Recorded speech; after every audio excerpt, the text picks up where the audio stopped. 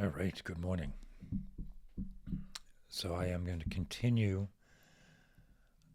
talking about poetic presence. So yesterday I talked about Walt Whitman and his poem Crossing Brooklyn Ferry, and how in that poem, not just metaphorically, not just poetically, but literally, Whitman is present to us here. Uh, Using poetic techniques for sure, right? Like using very vivid descriptions of his immediate present to capture his presence in the time past, calling forth us and making us aware in our time present now that we're experiencing similar, but then dissolving the difference. And so as you read that poem, Whitman emerges, as we do, into this sort of shared experience. That shared experience resides within the imagination. It is fueled by precipitant consciousness. Right? These are all ideas that have been thrown around in these videos. And I want to get across the idea that art, poetry, music, sculpture, painting, these are objects that are created with deliberation in the imagination that act as sort of anchoring points that pull us in there into this shared experience. So this week I'm talking through 3, maybe 4 examples. Whitman was yesterday. Today I want to talk about Nabokov and his novel Ardor. So Ardor is interesting. If I were to describe it, just sort of the way it's structured, it's presented as a memoir covering the entire lifespan of a family, but in particular 2 people, Van and Ardor. They meet when they are 10 years old, they're cousins, and they spend their life together even when they're apart. The book is presented then as a self-memoir, right? A memoir that maybe was written in their 30s and then edited by much older. Right? So you have multiple layers. You have the narrative, you have the memoir, you have the editing, and then you have interjections within the editing between the 2 readers, between Van and Ardor. So right from the get-go, just from a literary device, the sense of where you are in time is complicated, but complicated like a mosaic is beautiful.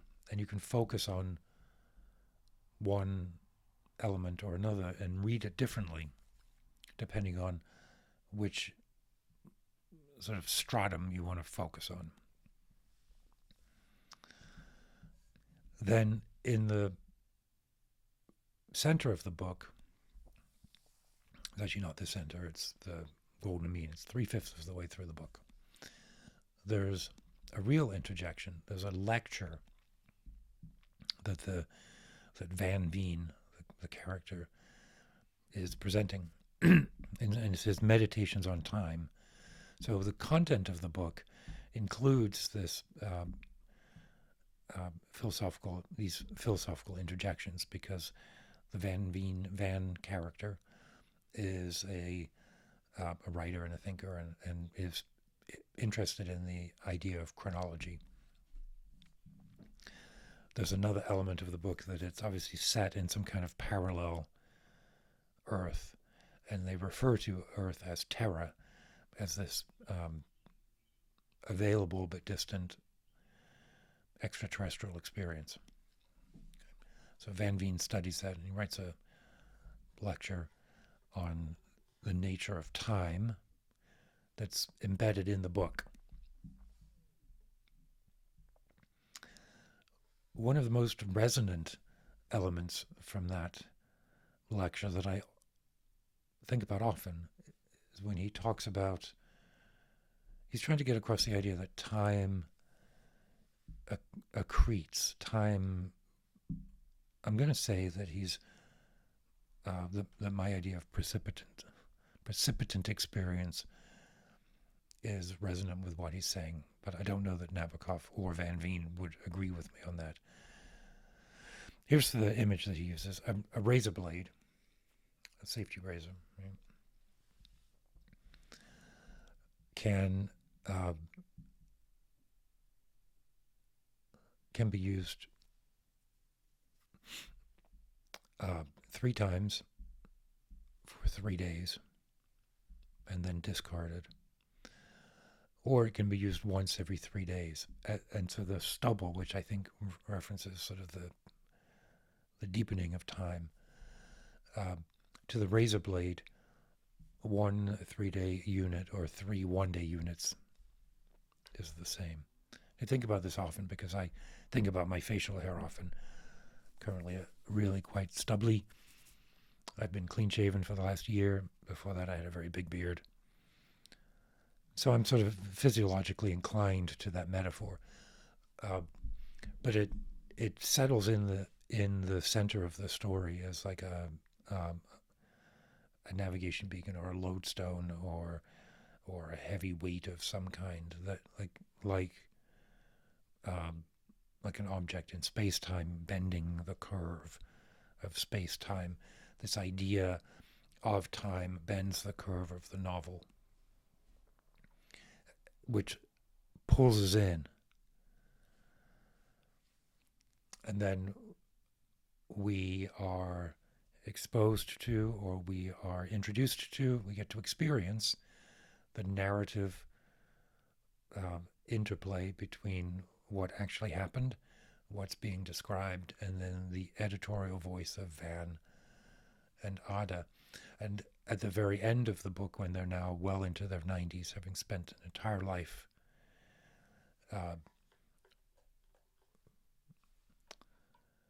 they dissolve. And we dissolve into that presence as well. Finishing that book, and I think you do need to read it all. It's not a book that you can read a paragraph and get this experience. If you read that entire book, the end result is kind of a confusion of what's real. Those characters exist in my present, and the characters are constructs. They're created by the author, Vladimir Nabokov. But the book is not just a story with ideas about time. It is an object in time that on its own deconstructs my experience of what the moment is. It's an experience. It's not just a book. It's an experience, which is the same as the Whitman poem. Not just a poem, although yes, a poem, yes, a novel, but almost like an instruction guide, almost like a more than an instruction guide, more like a shape to conform to that induces an experience. Yeah.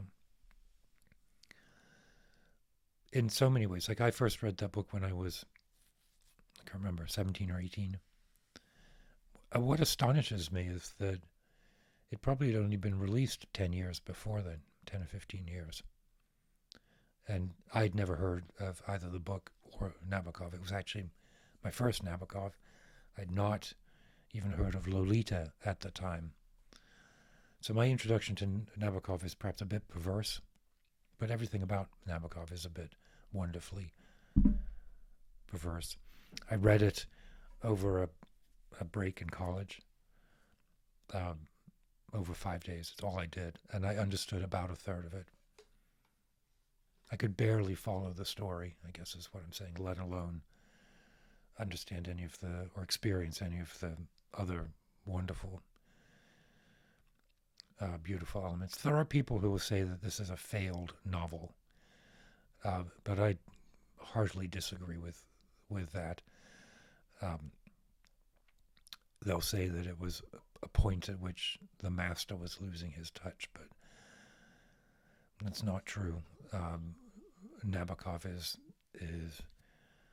inducing an experience of time and presence that has been an interest of his throughout all of his books. The voice of the book, the voice of the narrator, the experience of what it is to be a reader, to be a poet, has always been part of his work. And I think in Ardor he indoctrinates it. So that was 40 years ago that I first read the book. I probably read it a dozen times.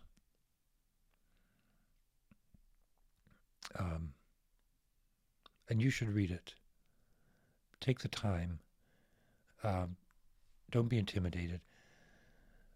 Nabokov is a most wonderful author. And even, the first 10 pages are deliberately off-putting, I think. He mirrors the Russian habit of beginning with genealogy. Just get through it. Just read the book. Read it like I read it. If there's something I didn't understand, it switches between languages a lot. Not in big sections, but phrases and references will switch between Russian and French. And it's written in English, of course. Just don't worry. I didn't worry that I didn't understand it. I was just intoxicated by it. Intoxicated in the most sort of ecstatic and I mean, that book has I'm going to say something trite. It changed my life, and I think now, as I think about it, it's because it is an object in time, like the object that Terence McKenna talks about, the glittering hyperspatial object that illuminates us from beyond time into time. That is what Ardor is. It's what Crossing Brooklyn Ferry is. And tomorrow I'm going to talk about Philip K. Dick's book, VALIS, which is another instance where the timeless penetrates into the timed. Yeah, I like that. The timeless penetrates into the timed. So I'll leave it at that. Let me know if you have any questions, comments, suggestions, corrections. Totally up for all of that. Keep your wits about you.